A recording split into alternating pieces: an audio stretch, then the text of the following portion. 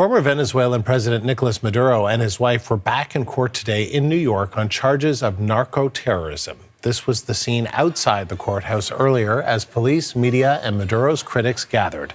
U.S. forces captured Maduro and his wife in a daring raid in Caracas in January. He's accused of running a cartel within the Venezuelan government that was flooded with the U.S. with cocaine. The CBC's Chris Reyes has the latest. Ousted Venezuelan leader Nicolás Maduro and his wife Celia Flores are back in a Brooklyn detention center following their second court appearance in a federal courthouse in Manhattan.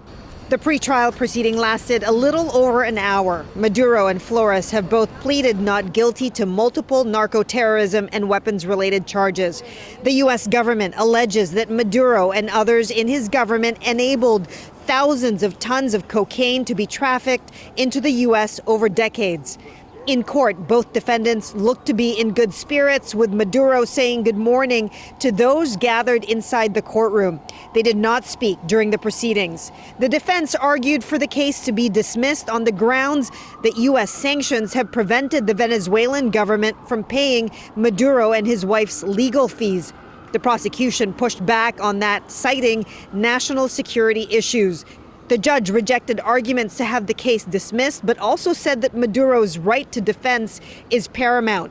It's unclear how that issue will be resolved. Earlier this morning, President Donald Trump said more charges could come against Maduro.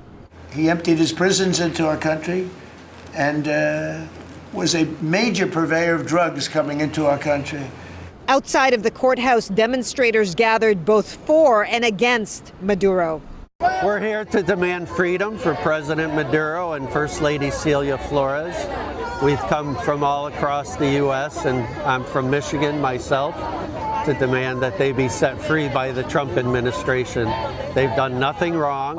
As a Venezuelan, it's important for me to be here to witness, perhaps indirectly, Nicolás Maduro, the man mainly to blame for everything Venezuelans have suffered these last years, face some sort of justice. Maduro and his wife are expected to remain in that Brooklyn detention center until their next court date. Chris Reyes, CBC News, New York.